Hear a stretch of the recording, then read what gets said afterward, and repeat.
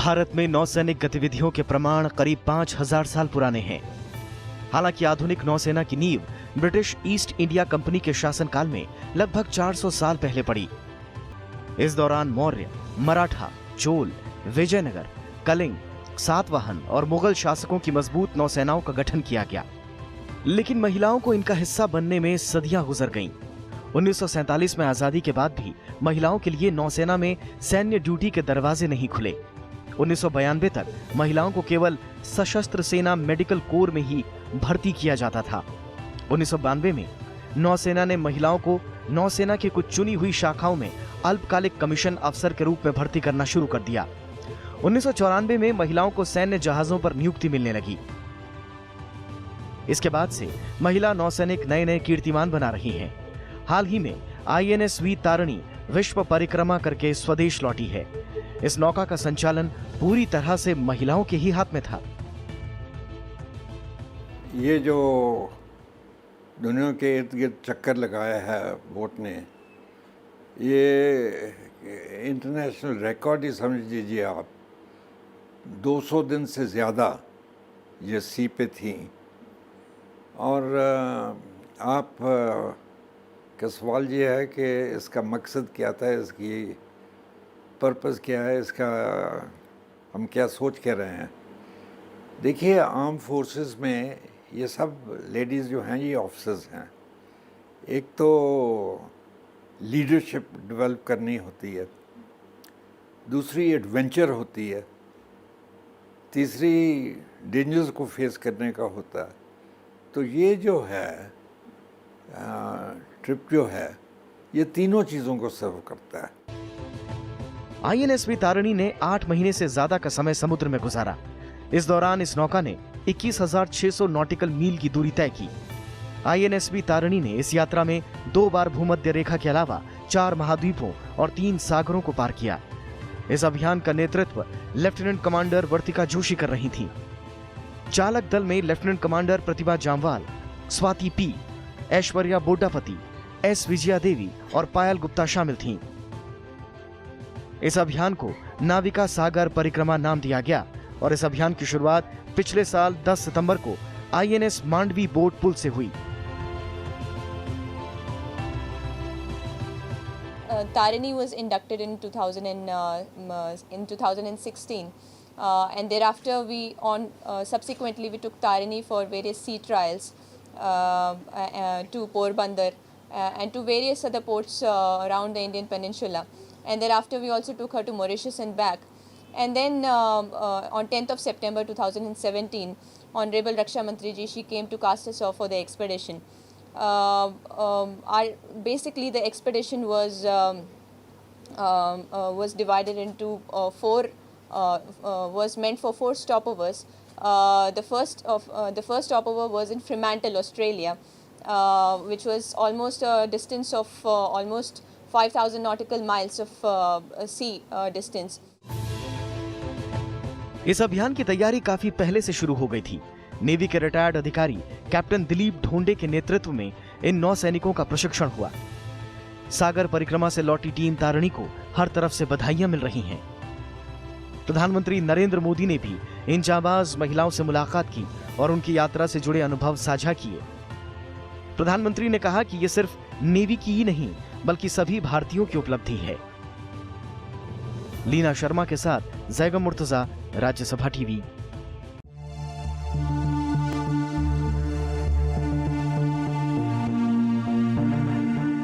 इक्कीस 21,600 nautical miles, 3 सागर, 4 महाद्वीपों और 2 बार भूमध्य रेखा को पार करने वाले नेवी की जांबाज अधिकारियों के इस दल की खेवनहार थी ये बेहद खास बोट। इस बोट का नाम है INS वीर तारिणी। इस अभियान के दौरान कई बार इस दल ने खराब मौसम का सामना किया, कई बार तूफानों को झेला और कई बार हाड़ कपा देने वाली ठंड का मुकाबला किया। मुश्किलें सामने थीं, लेकिन तारिणी ने दल की हिफाजत करने में कोई कसर नहीं छोड़ी। अपने नाम को चरितार्थ करते हुए तारिणी ने दुनिया का चक्कर लगाने की इस कामयाब कहानी की असली इबारत लिखी। इट्स अ यूनिक थिंग के दुनिया का चक्कर लगाना, ये दुनिया की न्यूज़ है और ये दुनिया की तारीफ़ है। तो यही खासियत है ना कि ये कोई रोज़ रोज़ तो ये चीज़ हुई नहीं, बड़ी कम किसी कंट्री ने नहीं करी अभी तक कि उनकी वुमेंस की टीम गई हो। तो ये तो खासियत तो बहुत स्पेशल खासियत हो गई ना ये। आइए अब आपको इस सेल बोट की खासियत के बारे में बताते हैं। INSV तारिणी दरअसल भारतीय नेवी की दूसरी सेल बोट यानी नौकायन पोत है। इससे पहले नेवी के पास महादेई नौकायन पोत था। 18 फरवरी 2017 को इसे भारतीय नेवी में कमीशन किया गया। तारिणी का नाम ओडिशा के प्रसिद्ध तारा तारिणी मंदिर के नाम पर रखा गया है। INSV तारिणी को गोवा के एक्वेरियस शिपयार्ड लिमिटेड में तैयार किया गया है। इसे हॉलैंड के टोंगा 56 नाम के डिजाइन पर तैयार किया गया। तारिणी प्रधानमंत्री के मेक इन इंडिया कार्यक्रम की एक महत्वपूर्ण उपलब्धि कही जाती है। इसमें कुल मिलाकर 6 पाल लगाए गए हैं। ये पाल मुश्किल हालातों में भी समंदर में सफर करने की ताकत देते हैं।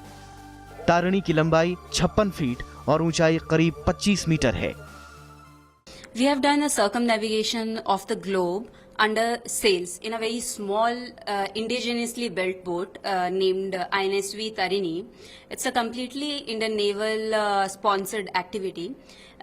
We are a team of 6 naval officers, all women officers, and we have been selected from different cadres. Tarini को इस अभियान के लिए तैयार करने की कवायद काफी पहले से चल रही थी। इसके लिए कई सी ट्रायल्स किए गए और आखिरकार 30 जनवरी 2017 को इसने अपना आखिरी ट्रायल बखूबी पूरा किया। इससे पहले नौकायन पोत INSV महादेई ने अपनी 8 साल की सर्विस में 1 लाख से ज्यादा नॉटिकल माइल्स का सफर तय किया था, लेकिन इसमें रह गई कमियों को INSV तारिणी में दूर किया गया। तारिणी में सैटेलाइट कम्युनिकेशन और उन्नत रेमरीन नेविगेशन सूट लगाया गया है। Bureau report, Rajya Sabha TV.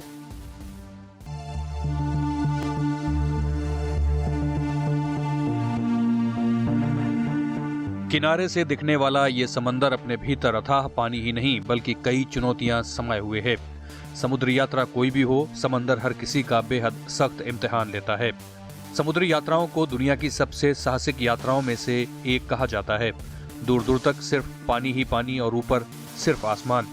बीच बीच में लहरों के प्रचंड थपेड़े, समुद्री तूफान, कभी भयानक धूप तो कभी जमा देने वाली ठंड। जाहिर है ऐसी यात्रा के लिए सेलर्स को चुनना एक बड़ी चुनौती रही होगी।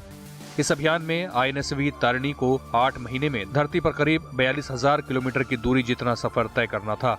लिहाजा अभियान के लिए कुछ खास महिला अधिकारियों को चुना जाना था। Few of us are air traffic controllers, few are education officer, and few are naval constructors. So before joining this particular project, we were into base establishments where we were performing our duties.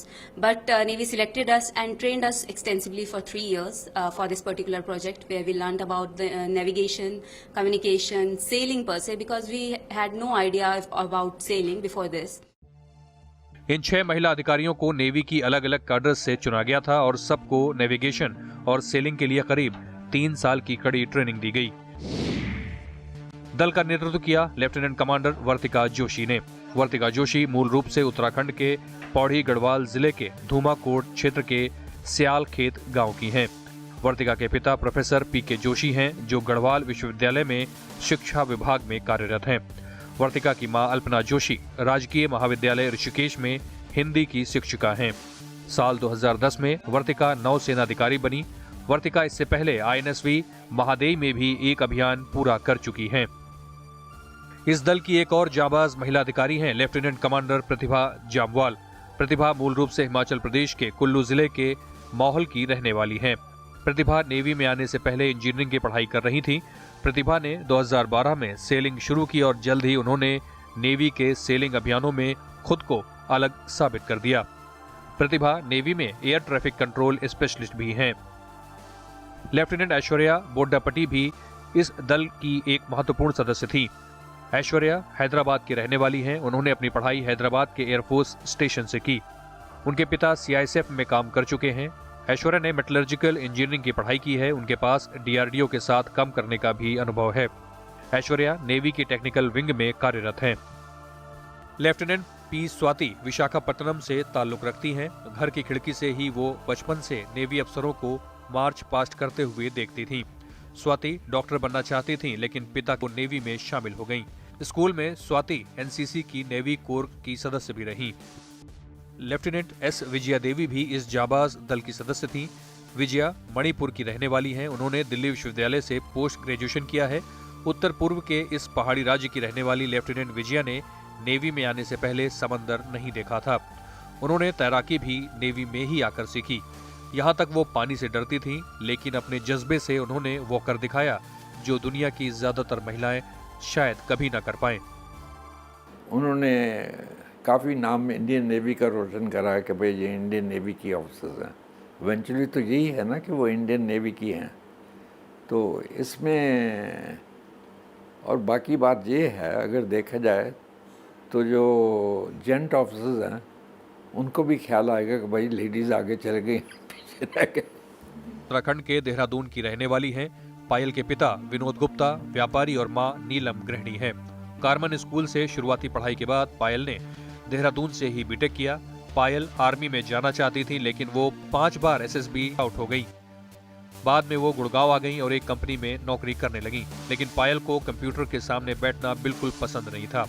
अपनी मेहनत के बूते वो 2012 में नौसेना के लिए चुन ली गईं। सबसे ज़्यादा जो इसका है एम जो है कि इसमें लीडरशिप जो है एस्टेब्लिश करना और हैविंग ए विलिंगनेस कि हम तैयार हैं कोई भी डेंजर जो हो। कोई ये नहीं कि हमको कोई टेम्पररी एक दिन की बहादुरी दिखानी है, ये तो 200 दिन से ज़्यादा करके, और सी पे किसी वक्त भी डेंजर डेवलप हो सकता है, मौसम ख़राब हो सकता है। तो इसमें बड़ी बहादुरी दिखाई है। इन 6 जाबाज नेवी अफसरों ने करीब 8 महीने समंदर की चुनौतियों का मिलकर मुकाबला किया। केप हॉर्न और फॉकलैंड समेत कई जगहों पर तूफानी हवाओं के थपेड़े सहने हों या सेल और स्टीयरिंग में खराबी। वर्तिका और ऐश्वर्या को तो फ्रॉस्ट ब्राइट की भी दिक्कत हो गई, तो विजया को लगातार उल्टियों की शिकायत रही। लेकिन तमाम समुद्री झंझावातों का मिलकर मुकाबला करने के बाद भारत की इन बेटियों ने पूरे देश का सिर गौरव से ऊंचा कर दिखाया। Bureau report, Rajya Sabha TV. Lieutenant commander Pratibha Jamwal हमारे साथ हैं और ये जो एक्सपेडिशन था उस पूरे के दौरान वो उस 6 सदस्यीय टीम की मेंबर रहीं। उनसे जानेंगे कि क्या उनकी दिक्कतें आई और क्या उनकी उपलब्धियां हासिल हुई। सबसे पहले many congratulations. Thank you so much. ये बताइए कि इतना लंबा वक्त आपने बिताया और इतने हाई एंड लोज इस पूरे प्रोग्राम में रहे, इतने खतरे भी एक तरह से कह सकते हैं, तो क्या एक सबसे बड़ा एक्सट्रीम आपको लगा हो कि जहाँ पर कि ये बहुत मुश्किल हो रहा है? देखिए, ऐसे हमने एक्सपेक्ट किया था कि हम बहुत सारी डिफ़िकल्टीज़ का सामना करेंगे। तो हमने 3 एक्चुअली फेस किए तूफ़ान, जिनमें कि एक सी में था और 2 जब हम हार्बर पे थे तब था। तो जो सी में था उस टाइम पे काफ़ी तेज़ हवाएं बह रही थी, कुछ 140 किलोमीटर पर आवर की गति से, और सी बहुत हाई था, 9 से 10 मीटर की वेव्स आ रही थी। कुछ वेव्स बोट के ऊपर क्रैश कर रही थी, जिसके पूरा बोट भीग गया और हम भी वहाँ पे सब ज़ीरो टेम्परेचर में काम कर रहे थे, तो वो काफ़ी डिफ़िकल्ट था हमारे लिए। और उसी तरह जब हम पोर्ट में थे तो हमारा एक सेल खुल गया था, जिससे हमें काफ़ी पूरी रात काम करके सेल को बंद करना पड़ा। तो ऐसी ऐसी छोटी मुसीबतें आती रही। हमारा इंजन ख़राब हो गया था और फिर हमारा स्टीयरिंग गियर पूरा ख़राब हो गया। तो उस तरह से हम जिसकी वजह से हमें ड्यू टूर लेना पड़ा, मॉरिशस आना पड़ा, इमरजेंसी रिपेयर करने पड़े। तो ये सब मुसीबतें। ये बोट अपनी इंडियन मेड बोट है, पूरा गोवा शिपयार्ड में तैयार हुई है। तो ये कितना बड़ा आप देखते हैं कि कितनी बेहतर? ये गोवा शिपयार्ड में नहीं, एक private shipyard Aquarius fibre glass limited में तैयार हुई है, और ये एक बहुत बड़ी उपलब्धि है। और ये बहुत ही एक स्टर्डी बोट है एंड बहुत ही अच्छी बिल्ट बोट है। ठीक है, एक आखिरी मैसेज क्या देना चाह रही हैं आप? मैं यही मैसेज देना चाहती हूँ कि जो आपके ड्रीम्स हैं उनको फॉलो कीजिए, और डेफिनेटली आप बिना डाउट के उसको अचीव कर पाएंगे। Thank you.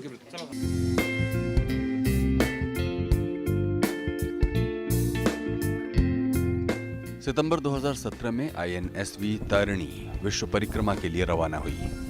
ये महिलाओं के किसी दल की समुद्री मार्ग के जरिए धरती की परिक्रमा की एशिया में पहली कोशिश थी।